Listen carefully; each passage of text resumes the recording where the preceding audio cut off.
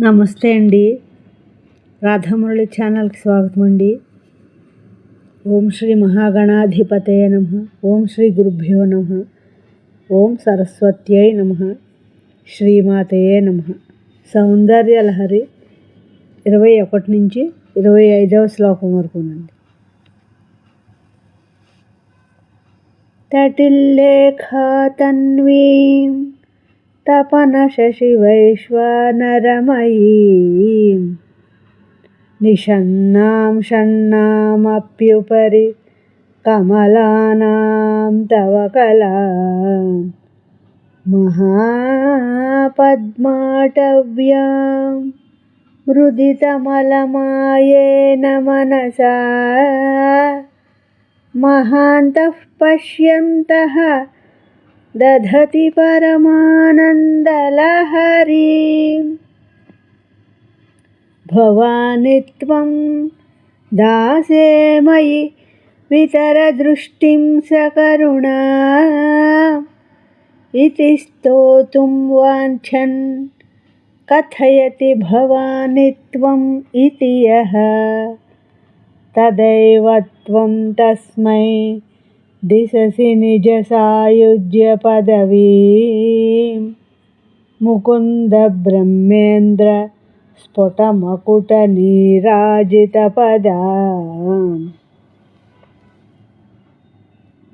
త్వయా హృత్వా వామం వపుర పరితృప్తేన మనసా శరీరార్థం శంభోః అపరమపి శంకే హృతమభూత్ యదేతత్త్వద్రూపం సకలమరుణాభం త్రినయనం కుజాభ్యాం ఆనమ్రం కుటిలశశిచూడాలమకుటం జగత్సూతే థాత హరిరవతి రుద్రః క్షపయతే తిరస్కుర్వన్నేతత్ స్వమపి వపురీశ స్థిరయతి సదా పూర్వః సర్వం తదిదం అనుగృహ్ణాతి చ శివః తవాజ్ఞాం ఆలంబ్య క్షణచలితయోః భ్రూలతికయోః త్రయాణాం దేవానాం త్రిగుణజనితానాం తవ శివే భవేత్ పూజా తవ చరణయోర్యా విరచితా